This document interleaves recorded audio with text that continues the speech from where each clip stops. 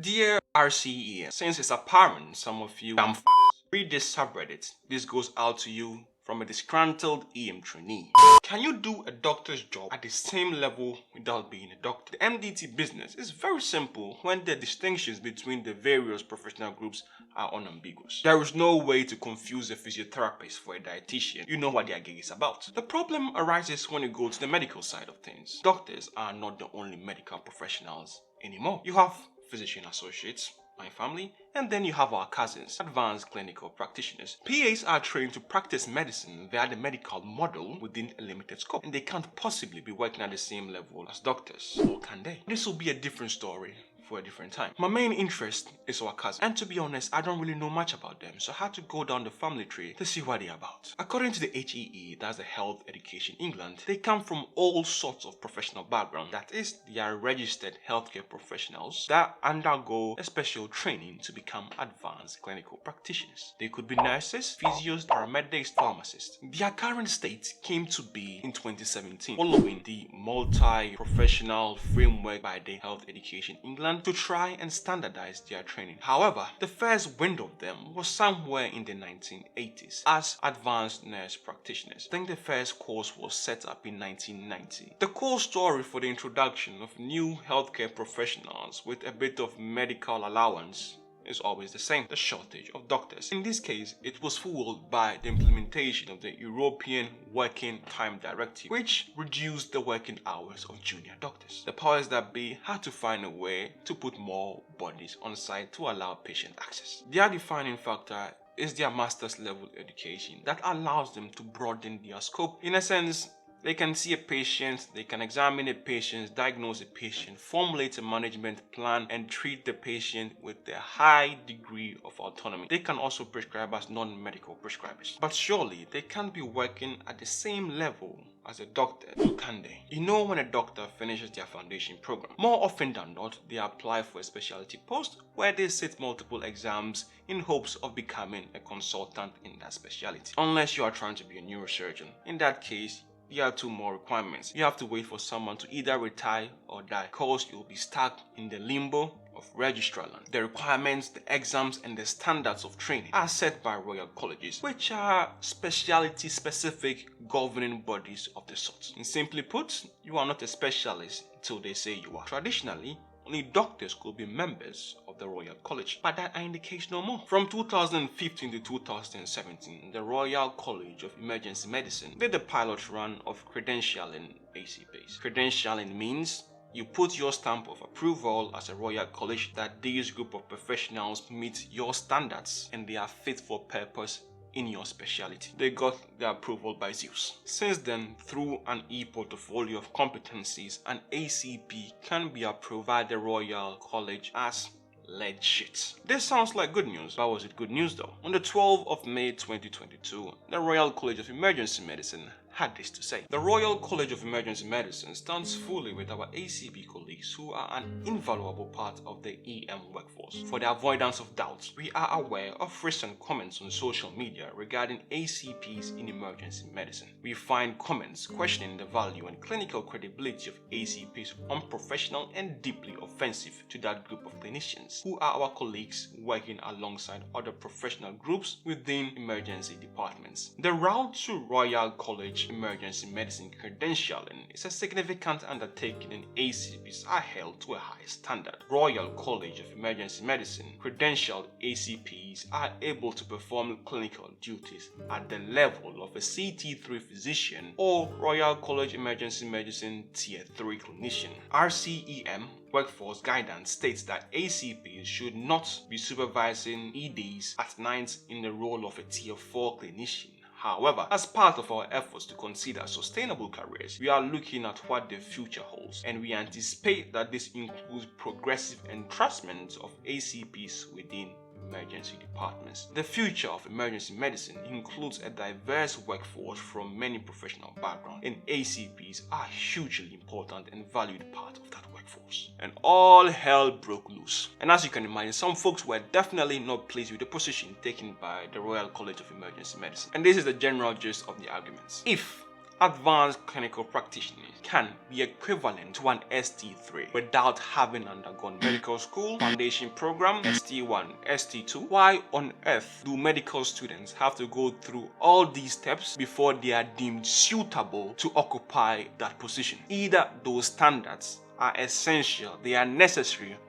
or they ain't. And if they aren't, someone is having a laugh and they've been given some raw dough. So yes, you can work at the same level of a doctor without being a doctor. And I didn't say that. That is the opinion of the Royal College of Emergency Medicine by virtue of experience and meeting certain clinical competencies. Dear RCES, since it's apparent some of you read this subreddit, this goes out to you from a disgruntled EM trainee. No one is saying ACPs are not valued members of the team. No one is saying there isn't a role for them. No one is saying they don't work hard or don't deserve to be respected. But you cannot have it both ways. You can't simultaneously say that we need to jump through 1 million hoops to become competent clinicians, but simultaneously let other non-doctors have the same responsibility with none of the apparently essential work. If ACPs can become tier 3 or 4 clinicians, why the did you force us to go through 5 years of medical school and get into eye-watering debt we will be paying off our whole lives for? Why the did you make us go through all the bullshit of FY1, FY2 to get a broad range of clinical experience if apparently you don't actually need it to practice as a senior? Why the did you make us spend thousands and thousands of pounds in exams when apparently you don't need them at all? Why the did you make us spend years rotating around, being apart from our family, working all manner of bullshit schedules, moving up and down the country on annual basis, when apparently you can just get the same level of expertise by working in one department for an extended length of time?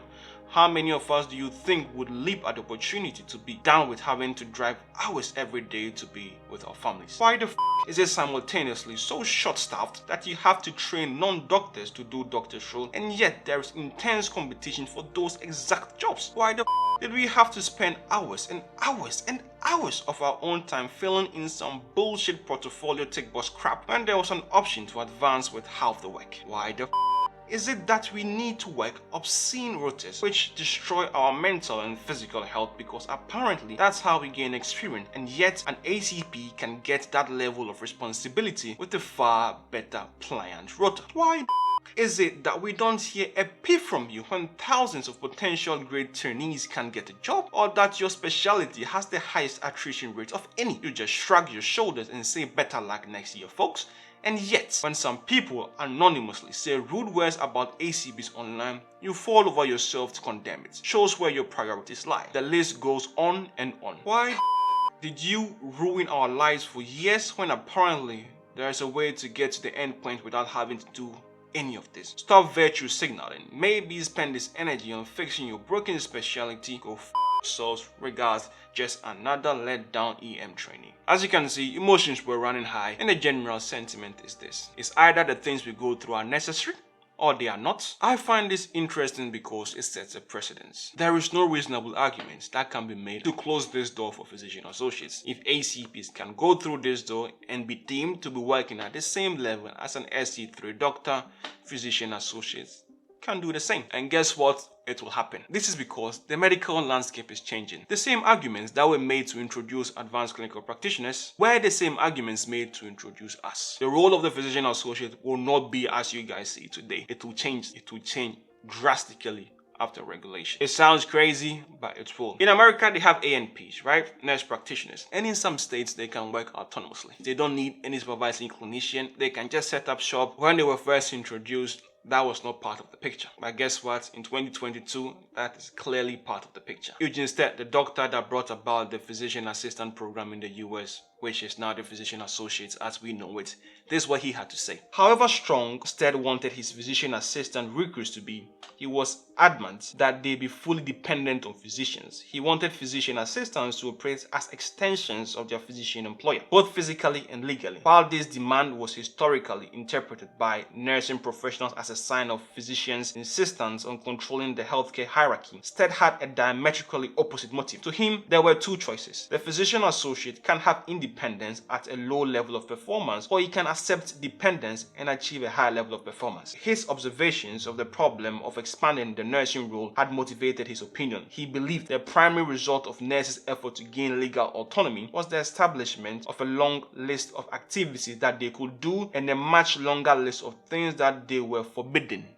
to do. Medicine is not just patient, clinician. It is patient, clinician, and the overlords. And that is where the game is played out. The plan of the NHS is to flatten the medical hierarchy and allow what they call a mix of skill sets. It would be interesting to see the position of the other royal colleges, because I struggle to think that this position held by the Royal College of Emergency Medicine is just this.